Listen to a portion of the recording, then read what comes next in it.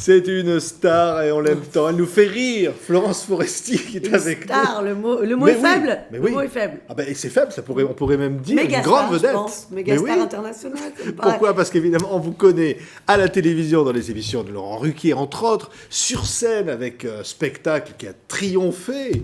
Hein, vous avez tout finalement, Florence. Non, attendez, et puis tellement de personnages comme ça. Oui, on a fait. Enfin, avec mes collaborateurs, on a fait beaucoup de choses ces 2 dernières années. Alors, c'est sûr que les DVD, c'est un peu le fruit de tout ce travail. Ouais, alors, le nouveau, voici voilà. Hein, Florence Foresti a tout essayé. Hein. Alors, il y a Claude, Brigitte, Anne-Sophie, Dominique Pipeau. Voilà, ça, c'est les personnages. Vous inventez des personnages. Il a bien fallu, quand Laurent Ruquier m'a proposé de rejoindre l'équipe il y a 2 ans, l'équipe dont on a tout essayé, il m'a dit ce qui serait bien, c'est que tu incarnes des faux invités. Parce qu'en fait, la vraie problématique de l'émission, c'est qu'ils parfois ils traitaient de sujets de société et ils n'avaient pas le temps d'inviter quelqu'un ou alors l'invité n'était pas disponible. Donc il fallait vraiment incarner un personnage qui puisse être, je sais pas, un président d'association, une mère de famille lambda, etc. Une ministre. Oui, voilà. Après, et puis après, les personnages sont venus naturellement avec les sujets qu'on me proposait.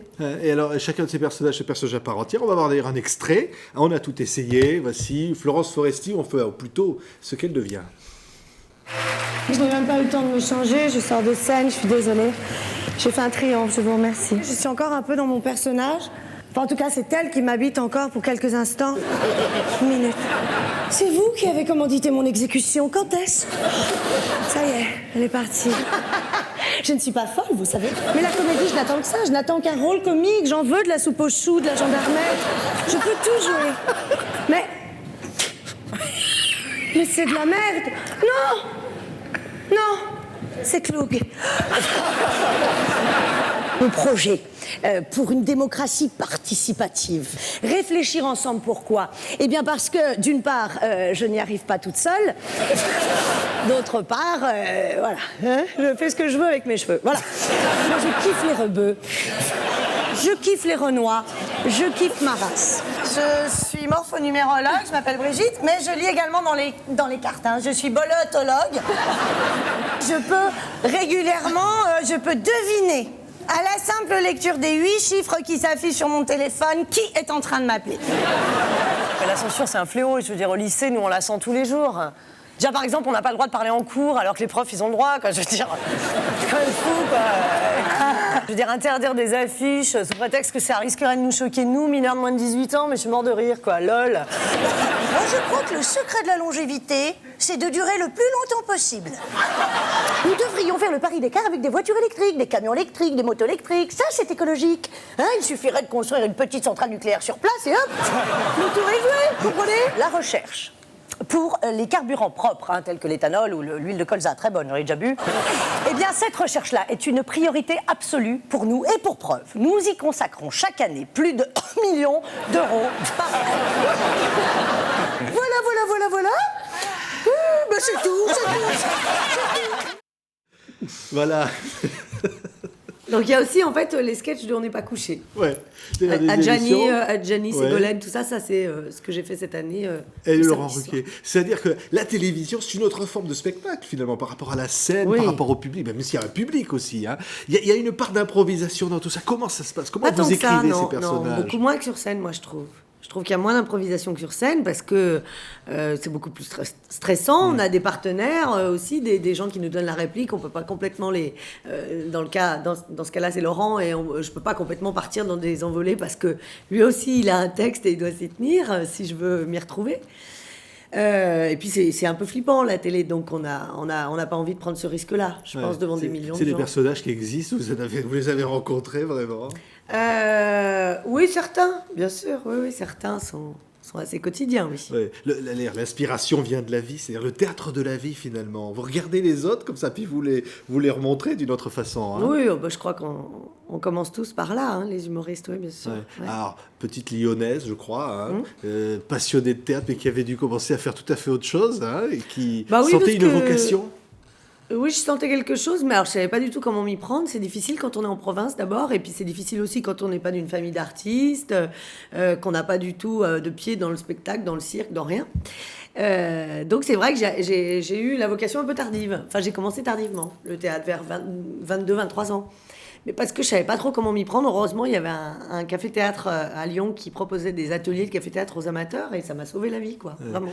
Et alors après les débuts, vous vous en souvenez, les premières émotions, vous vous dites ça y est, là je tiens quand même quelque chose. Ah, c'était très net. Ouais. Ma première scène, c'était très net que c'était le plus beau jour de ma vie, que ça le reste.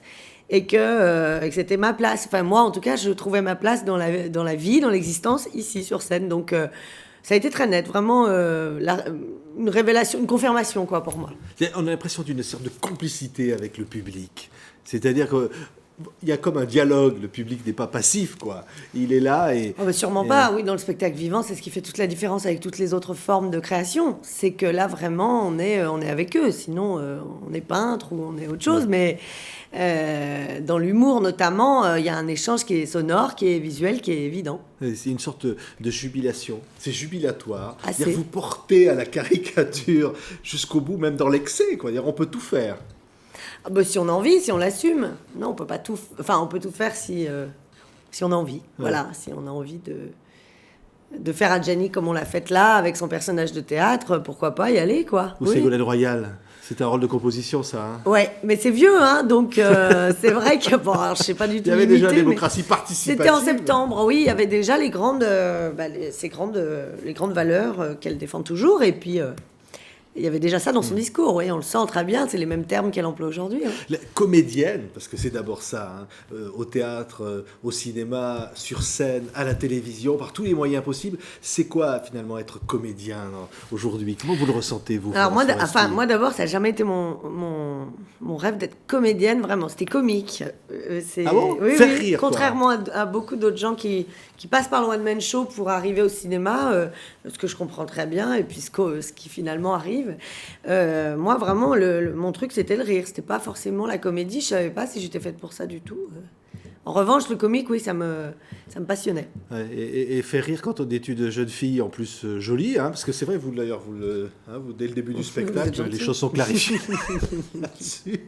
Oui, un peu d'autodérision quand même là-dessus. C'est un peu différent. Évidemment, il y en a d'autres avant hein, qui ont ouvert la voie. Ah, oui. Hein, oui. Et c'est comment c'est ressenti quand on est une femme comme ça?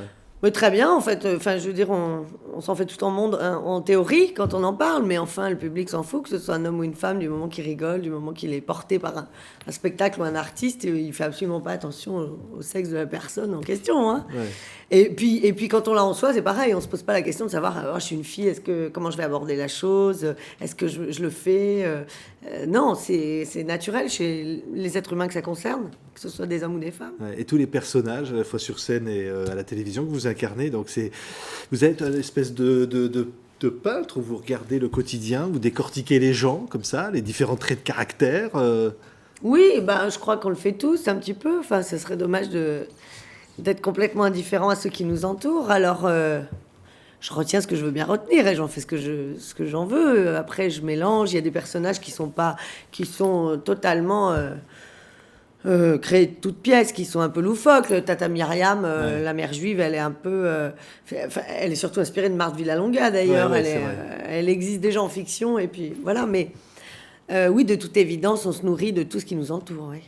Alors, les grands bonheurs, c'est évidemment le triomphe, notamment de ce DVD, hein, où il y a une version bonus qui vient d'arriver avec l'interview à la maison de Frédéric Lopez. Et on peut se livrer, on peut tout raconter de soi, dire qui on est, ce que vous faites finalement, vous vous livrez au public. Je me livre avec lui, là, notamment dans cet entretien avec Frédéric Lopez, Ouais. oui, mais ça m'est pas facile habituellement. Vous êtes Là, un peu j'avais envie de timide le faire parce que c'est un ami, je lui fais une confiance aveugle.